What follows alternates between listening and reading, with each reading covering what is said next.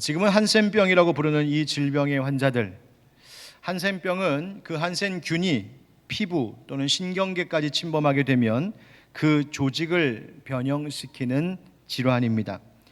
그래서 적절히 치료하지 않으면 합병증으로 인해 신경이 망가져 피부가 그 감각을 잃어버립니다. 촉각을 느끼지 못하게도 되고 통증도 느끼지 못하고 온도 감각마저 상실합니다. 그래서 외상을 입은 상태로 그대로 그것을 모르고 방치해두면 2차 감염이 발생하고, 그러다 보면 손가락, 발가락, 말단 부위가 썩어져 떨어져 나가는 일이 벌어집니다.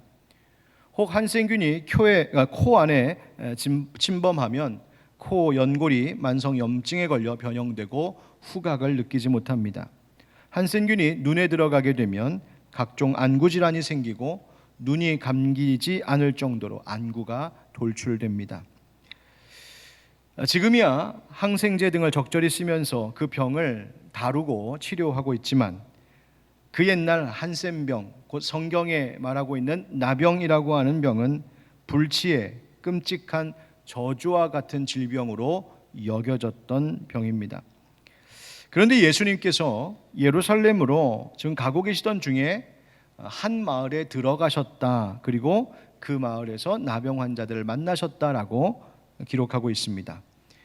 말이 마을이지 사실 이곳은 나병 환자들이 집단 생활하고 있는 집단촌이었습니다.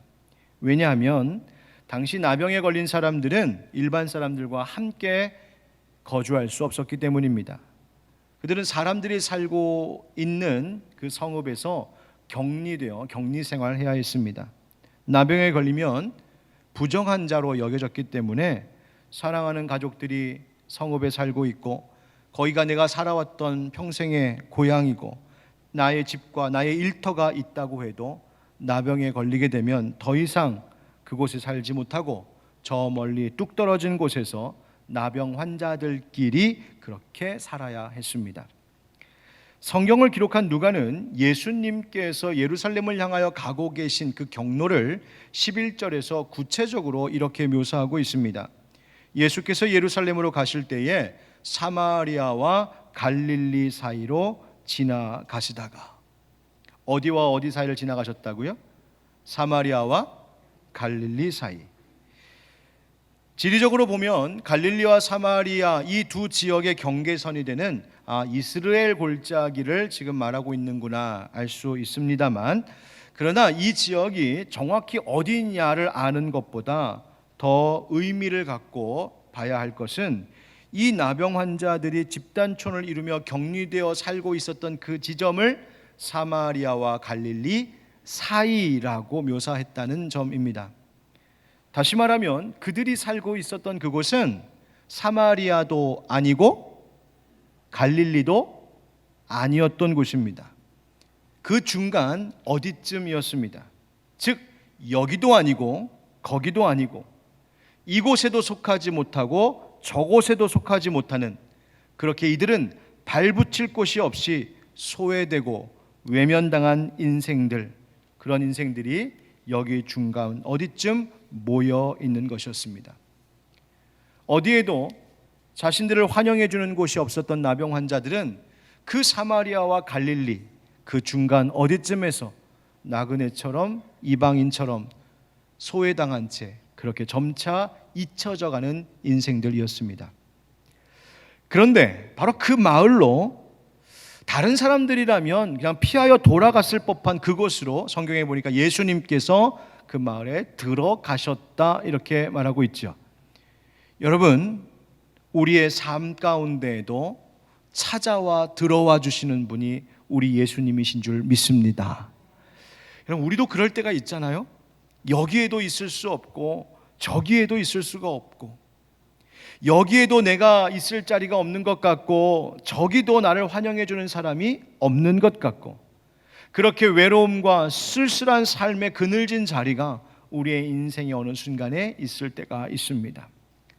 몸이야 어디가 앉아있다 할지라도 마음 둘 곳이 없어서 방황할 때가 있습니다.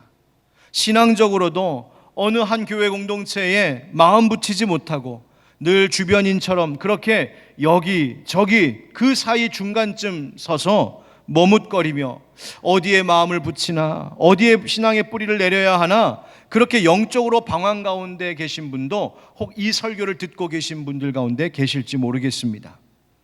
그런데 사랑하는 우리 형제자매 여러분, 그렇게 외롭고 그 중간 어디쯤에서 망설이고 있는 우리들의 삶에 예수님께서 찾아와 들어와 주시는 은혜 베풀어 주실 줄 믿습니다. 바로 예수님이 우리가 거할 땅이요, 예수님이 우리가 마음 붙이고 발 붙이고 살 수 있는 가장 평안하고 안전한 마을이 되어주시는 줄 믿습니다. 자, 그런데 여기서 예수님께서 만난 이 10명의 나병 환자들, 여러분 어떤 사람들입니까? 우리가 본문을 이미 읽어봐서 알고 있지만 한 사람은 사마리아인이요, 나머지 9은 유대인들입니다. 여러분, 유대인들은 사마리아인과 상종하지 않았습니다. 사마리아인을 부정하게 여기고 멀리했습니다. 그런데 하물며 이 9사람과 한 사람, 9명의 유대인들과 한 사람의 사마리아인들이 함께 어울려 다닌다?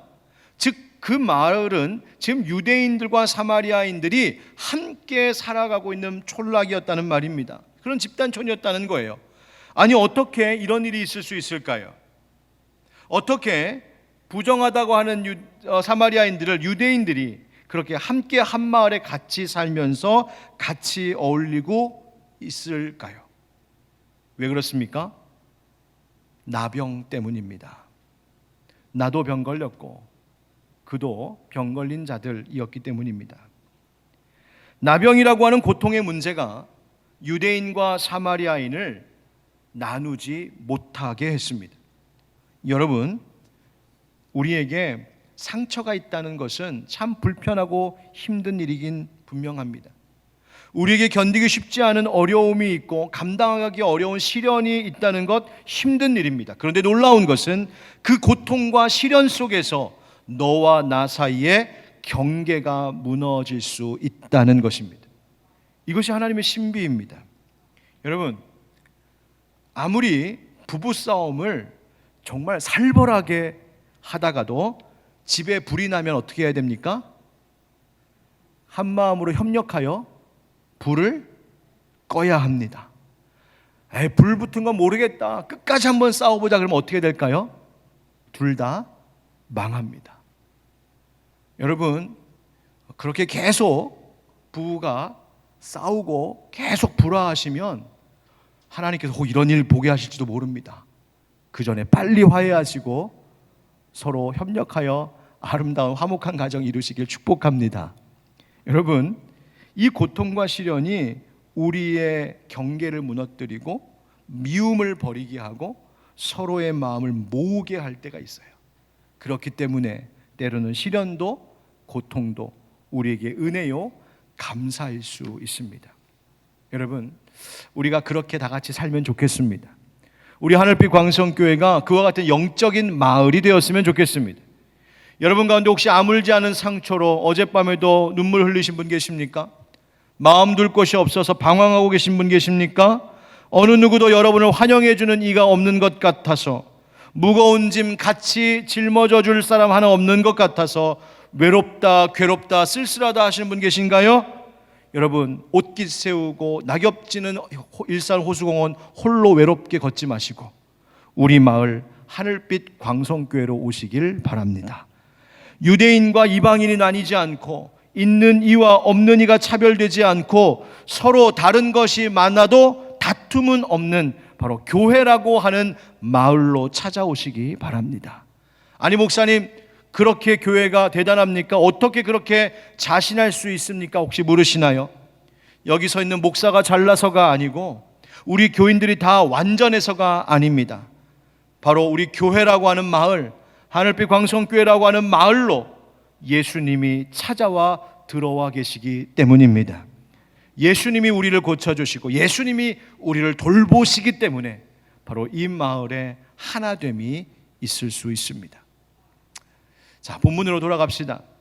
이 나병 환자들이 그런데 예수님이 보이면 확 달려와서 옷깃이라도 붙잡으면서 손이라도 좀 잡으면서 예수님 고쳐달라고 그렇게 말하면 좋을 것 같은데 가까이 다가오지도 못하고 멀리서 그냥 외칩니다. 예수 선생님이여 우리를 불쌍히 여기소서.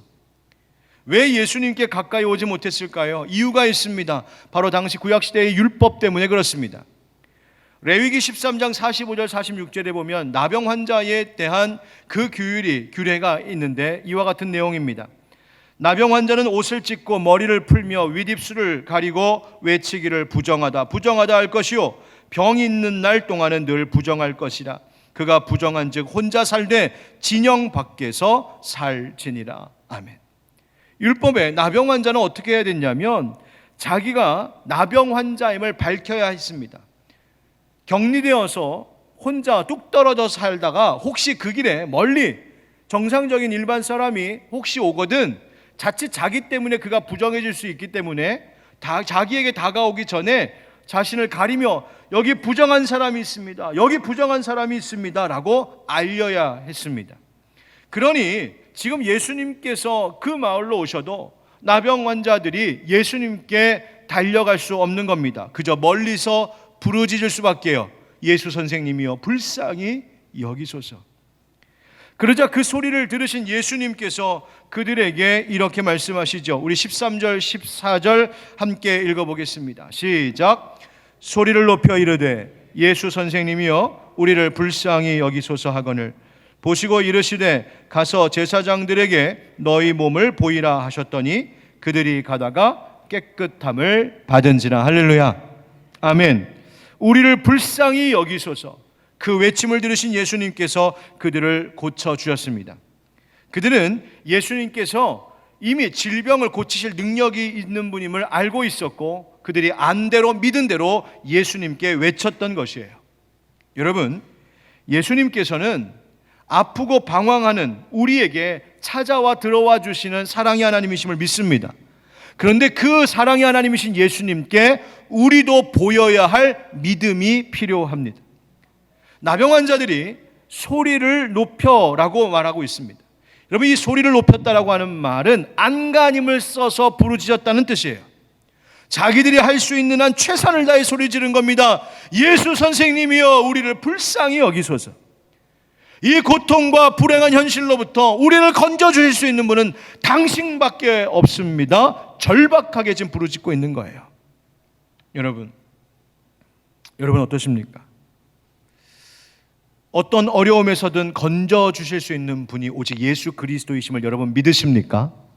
여러분의 가정의 그 어려운 문제 속에서, 여러분의 자녀들에게 있는 문제 속에서, 여러분 직장 가운데 있는 문제 속에서, 아니 나의 신앙의 문제, 영적인 문제에 있어서 내 손을 붙잡고 일으켜 주실 수 있는 분이 오직 예수님 한 분뿐이심을 여러분 믿으십니까?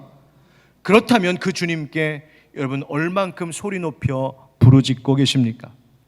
얼마나 안간힘을 써서 나를 불쌍히 여겨달라고 구하고 있으십니까? 예수님 앞에 많은 말, 긴 말이 필요 없습니다.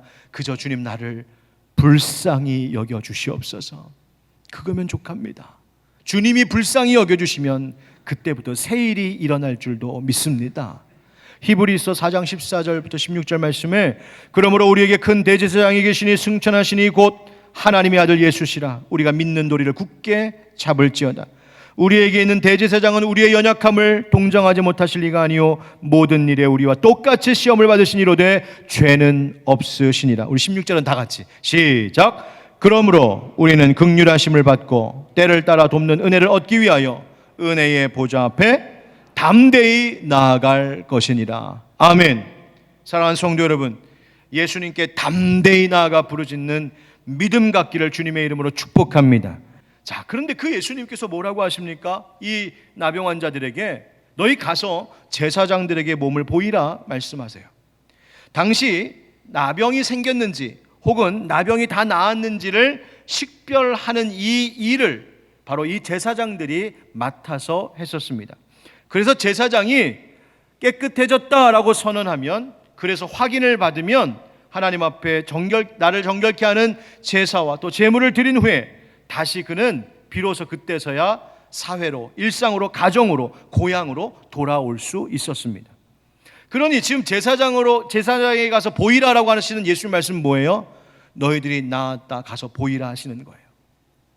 얼마나 설레는 마음, 얼마나 가슴 뛰는 이 발걸음이었겠습니까? 그런데 놀라운 것은 이 성경을 잘 읽어보면 이 나병 환자들이 예수님의 말씀을 듣고 진짜 나았네? 야, 다 나았다. 이제 제사장에게 보여주러 가자. 그렇게 된 것이 아니라 14절에 보면 그들이 가다가 깨끗함을 받은지라 이렇게 되어 있습니다. 뭐 하다가 깨끗함을 받았다고요? 가다가. 그럼 가라고 한 건 누구의 명령이에요? 예수님의 명. 무슨 말입니까? 예수님의 명령에 따라 순종하며 가다 보니까 깨끗함을 얻는 복을 입었다는 말입니다. 여러분, 사실 나병 환자들에게 예수님의 명령을 그대로 순종하는 일은 목숨을 건 모험과도 같은 일이었습니다. 우리가 지금 성경을 읽고 그냥 그래서 제사장에게 가려고 했나 보다 그렇게 생각할지 모르지만 사실은 이 나병 환자들에게는 너무 두려운 일이었어요. 왜일까요? 여러분, 그 성읍의 제사장이 10명의 나병 환자가 고침을 받고 나를 찾아오겠구나 해서 그 성읍 밖에 미리 나와 마중하고 있었을까요? 천만에요. 여전히 나병이 있는 몸을 가지고 그들은 제사장이 있는 성읍까지 들어가야 했습니다. 성읍으로 들어가는 용기를 내야 했습니다. 자기를 부정하다고 하며 자기를 멸시하고 멀리하던 그 사람들을 해치고 지나가야 하는 믿음의 용기가 필요했습니다. 어쩌면 이 나병 환자들은 그 성읍 안에 있었을 제사장들을 차마 만나기도 전에 그 성읍에 있는 많은 사람들에게 내쫓김을 당할 수도 있었습니다. 그런데 그들이 그런 것과 아랑곳하지 않고 그저 예수님 말씀 붙잡고 제사장에게 갔다는 거예요. 오직 한 가지, 예수님께서 가봐라 하신 그 말씀 의지하며 나간 겁니다. 마치 베드로가 예수님 말씀 따라 깊은 바다에 그물을 던진 것과 같습니다. 여러분, 그렇습니다. 은혜의 사건, 앞서 말씀드린 대로 하나님 앞에 간절히 기도할 때 우리의 삶에 은혜의 사건들이 일어날 줄 믿습니다. 그리고 또 은혜의 사건은 어디에서 일어날까? 바로 주님의 명령에 순종할 때, 순종하는 도전과 모험을 감행하는 그 길에서 하나님께서 우리를 고치시는 놀라운 은혜, 우리를 회복시키시는 놀라운 은혜가 일어날 줄 믿습니다. 여러분, 우리가 하나님의 복을, 은혜를 경험했기 때문에 순종하는 것이 아니라 순종하며 가는 길에, 순종하며 나아가는 그 담대한 길에 하나님의 복과 은혜가 경험된다는 사실을 잊지 마시길 축복합니다. 그러므로 나의 생활 속에서 날마다 새로운 일, 거룩한 일들을 도전하셔야 됩니다. 여러분, 성령님이 오늘도 예배하는 가운데 너 이렇게 해야 돼, 이제 이렇게 바꿔야 되고 이렇게 고쳐야 되고 이렇게 행해야 되라고 감동 주시는 일이 있거든. 두려워 마시고 망설이지 마시고 그 순종하며 그 길로 나아가십시오. 하나님께서 그 길에서 반드시 만나주시는 은혜 베푸실 줄 믿습니다. 여러분, 이렇게 주님께서는 기도하고 순종하는 자에게 은혜를 베푸십니다. 나병 환자들이 제사장을 만나러 가는 이 길처럼 우리의 인생길을 가는 그 일상의 그 순간, 생각하지 못한 그 순간 속에 주님의 은혜가 깃드는 겁니다. 그래서 모든 것이 은혜요, 모든 것이 감사일 수 있는 겁니다. 자, 그런데요, 오늘 성경에 보니까 은혜 받은 모든 사람이라고 그 사람들이 다 주님께 감사하는 것은 아닌가 봅니다. 9명의 나병 환자들은 가던 길을 계속 가는 동안 단 한 사람, 사마리아 사람 한 사람만 자신의 몸이 나은 것을 깨닫고 예수님께로 감사하기 위해 발걸음을 되돌렸습니다. 16절 17절, 예수의 발 아래에 엎드려 감사하니 그는 사마리아 사람이라. 예수께서 대답하여 이르시되 10사람이 다 깨끗함을 받지 아니하였느냐? 그 9은 어디 있느냐? 아멘. 치유받은 은혜에 대하여 사람들이 다 감사하러 온 것이 아니라 한 명 왔습니다. 그런데 그 한 사람이 사마리아 사람이었대요. 유대인들에게 멸시받던 그 사마리아 사람은 왔습니다. 여러분, 이 사마리아 사람에게는 감사드리는 것, 자기를 고치시는 예수님께 감사드리는 것이 다른 어떤 것보다도 더 중요한 일이라는 것을 알았기 때문입니다. 예수님께서 다른 9을 찾으셨어요. 그 9은 어디에 있느냐? 그리고는 예수님께 나와 엎드려 감사한 이 사마리아인에게 예수님께서 뭐라고 하십니까? 네 믿음이 너를 구원하였느니라. 믿음으로 얻는 구원을 약속하셨어요. 그것이 바로 18절 19절 말씀이죠. 여러분, 감사가 하나님께 영광 돌리는 일이 된 줄 믿습니다. 이 이방인 외에는 하나님께 영광을 돌리러 온 자가 없구나. 여러분, 주님께 감사하는 삶이 무엇보다 중요합니다. 하나님 앞에 영광 돌리는 것, 내가 시상 때 무대 위에서 트로피를 받고 내가 1등한 것, 하나님 앞에 감사합니다. 그때만 하나님 앞에 영광 돌리는 겁니까? 때로는 실패의 자리에서도, 때로는 쓰러진 넘어진 그 자리에서도, 아무것도 아닌, 아무도 쳐다보지 않는 나의 아주 사소한 일상생활 속에서도 이 모든 것도 다 하나님의 은혜입니다, 이 모든 것이 다 감사입니다 고백하며 살아가는 바로 그 사람이 하나님 앞에 영광이 되는 삶임을 잊지 않기를 주의 이름으로 축복합니다. 여러분, 왜 그럴까요? 왜 하나님 앞에 감사하는 것이 이렇게 중요할까요? 바로 감사하는 자에게는 또 다른 은혜, 더 깊은 은혜가 있기 때문입니다. 여러분, 나병 환자가 고침받았습니다. 육체적으로 고침받았어요. 그러나 여러분, 이것은 일시적인 회복 아니겠습니까? 그 영혼이 건짐받는 영원한 복이 아니었습니다. 생각해 보십시오. 고침받은 나병 환자들, 여러분, 그 10명의 나병 환자들, 그들이 잠시 몸이 나아서 정상적인 생활로 돌아가기는 했습니다만 그들은 또다시 늙고 병들어 모두 세상을 떠났습니다. 그렇죠? 다만 이 사마리아인은 감사가 바로 예수 그리스도를 믿는 믿음이 되었고, 그 감사의 믿음으로 영혼이 구원을 얻는 영생의 복을 누리게 되었다. 여러분, 바로 이 복이 우리 가운데 있기를 축복합니다. 바로 여기서 사람의, 한 사람 한 영혼의 가치가 어떻게 달라지는지 우리는 깨닫게 됩니다. 여러분, 사마리아 사람, 멸시받던 사람이었습니다. 그런데 사마리아 사람이라고 하는 소속과 출신이 전혀 문제가 되지 않았어요. 이 사람이 얼마나 배운 사람인지도 문제가 되지 않았습니다. 한 사람 한 영혼의 가치를 정말 아름답게 높여주는 것, 그것은 그가 감사하는 영혼인가 아닌가에 달려 있습니다. 그 인생이 정말 아름답고 존귀한 인생인가는 그가 감사를 통하여 하나님께 영광 돌리는 인생인가, 아니면 모든 감사와 영광을 자기 몫으로 독차지하는 자인가, 빼앗는 자인가, 거기에 달려 있어요.